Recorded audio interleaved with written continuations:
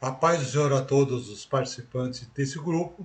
Dando continuidade aos nossos tutoriais, hoje nós vamos estudar a lição número 2, a promessa da vinda do Espírito Santo.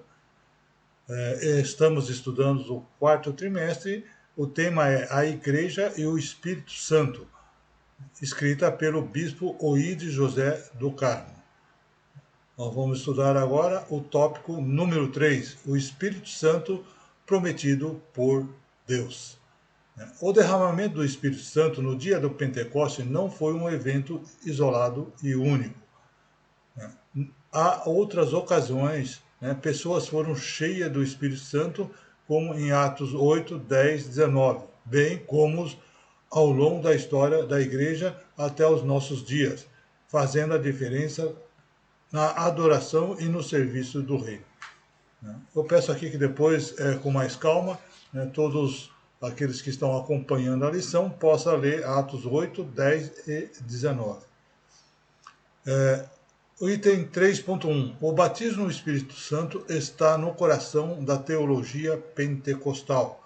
O autor cita aqui Gutierrez Siqueiras em O Espírito e a Palavra, que afirma a crença no batismo do batismo no Espírito Santo como um dom distinto na conversão e subsequente à geração é um pilar do pentecostalismo. Sem a doutrina e a busca efetiva do batismo no Espírito Santo, não existe pentecostalismo, e nem a espiritualidade, e nem como teologia. O autor comenta: com base nos escritos deixados nas Escrituras, podemos constatar que a obra do Espírito Santo é percebida nos tempos antigos, em vários textos expostos no Antigo Testamento. Aí o comentarista aqui cita o pastor Ezequias Soares, que diz: a promessa do Espírito Santo vem desde o Antigo Testamento. Dela falou João Batista. Foi com certa frequência retratada pelo Senhor Jesus. Em João 16, de 8 a 11, fala do relacionamento do Espírito Santo com o mundo, ou seja, com as pessoas em geral. Deixa eu colocar isso aqui, eu não coloquei, mas eu vou colocar agora. João 16, de 8 a 11. João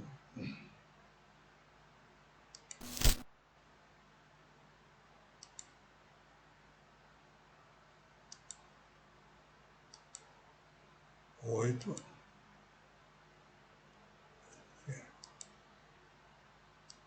É ao contrário, é 16, de 8 a 11. Desculpe.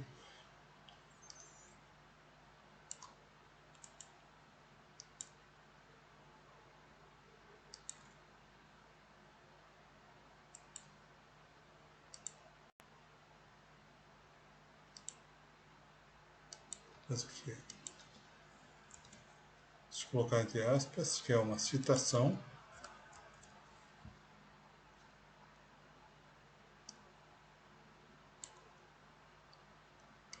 Então diz aqui, João 16, 8, 11. E quando ele vier, convencerá o mundo do pecado e da justiça e do juízo. O pecado, porque não creram em mim. Da justiça, porque eu vou ao Pai e não me vereis mais. E do juízo, porque já o príncipe desse mundo será julgado. Aí no item 3.2, a promessa se cumpriu no Pentecoste. No Antigo Testamento, sinaliza sobre a vinda do Espírito Santo. A primeira aparição visível foi em Atos 2.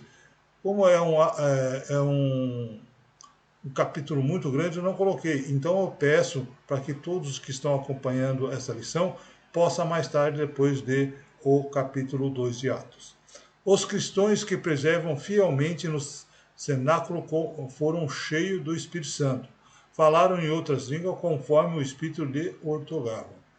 Pedro relembrou as profecias de Joel para confirmar o cumprimento que fora predito no Antigo Testamento. Joel 2, de 28 a 29.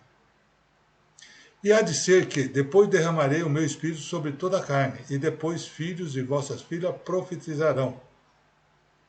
Os vossos velhos terão sonho e os vossos jovens terão visão. E também sobre, sobre os servos e sobre as servas. Aqueles dias derramarei o meu espírito.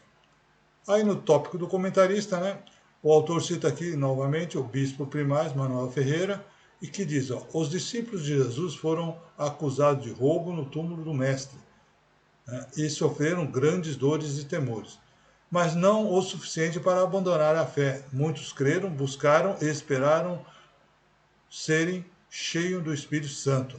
João, né, 16, 7. Só um minutinho aqui. Eu esqueci de colocar, então vamos colocar agora. João 16. João 16, 7.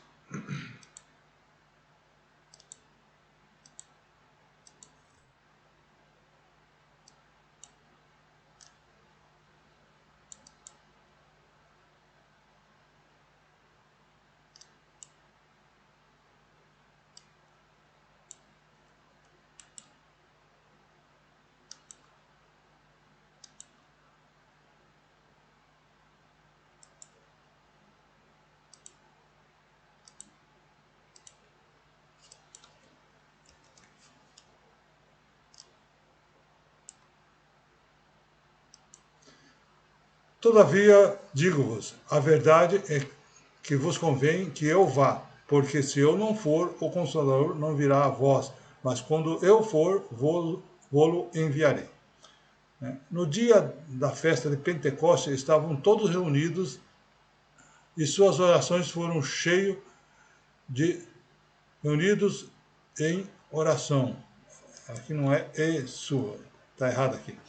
No dia da festa de Pentecostes, todos reunidos em suas orações, e foram cheios do Espírito Santo. Atos de 2 a 13. E de repente veio do céu um som, como um vento veemente e impetuoso, encheu toda a casa em que estávamos assentados, e foram vistas por eles línguas repartidas, como que de fogo, as quais pousaram sobre cada um deles, e todos cheios do Espírito Santo, e começaram a falar noutras línguas, conforme o Espírito Santo lhe concedia que falasse. E em Jerusalém estava habitando os judeus, homens religiosos e todas as nações que estão debaixo do céu. E quando aquele som ocorreu, ajuntou-se uma multidão, estava confusa, porque cada uns ouviam falar na sua própria língua, e todos pasmavam e maravilhados, dizendo uns aos outros, pois que não são galileus todos esses homens que estão falando? E como, pois, os ouvimos cada um na vossa própria língua em que fomos nascidos? Partos, medos, elamitas e os que habitam na Mesopotâmia, Judéia, Capadócia, Ponto e Ásia, na Frígia, Panfilha, Egito e partes da Líbia, junto com Cirene, forrasteiros romanos, junto com judeus como prosélitos, cretenses e árabes. Todos nós temos ouvido em nossas próprias línguas a falar da grandeza de Deus. E todos se maravilhavam e estavam suspensos, dizendo uns aos outros, o que quer isto dizer? E outros zombando diziam, estão cheios de mosto.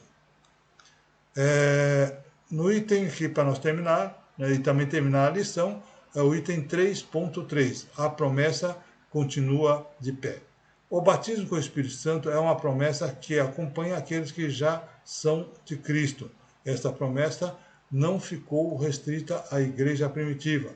Buscava a realização dessa forma do alto e é uma realidade de todos os salvos, para anunciar com ousadia a palavra de Deus e a todas as pessoas.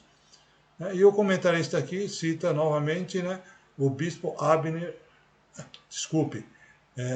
o bispo primaz Manuel Ferreira, que diz, devemos rogar ao Pai, assim como a igreja primitiva, o Espírito Santo nos ajude a sermos saudáveis na fé, sólidos no entendimento, zeloso na suspensão da chama do legítimo avivamento espiritual. O Espírito Santo, aqui é letra maiúscula, início, né? É o nosso amigo e está disponível em um relacionamento profundo com aqueles que o desejam. Bem, aqui nós terminamos então o tópico número 3. Também nós terminamos aqui a lição número 2. Aguardo todos na lição número 3. Muito obrigado por assistir e até lá, se Deus quiser.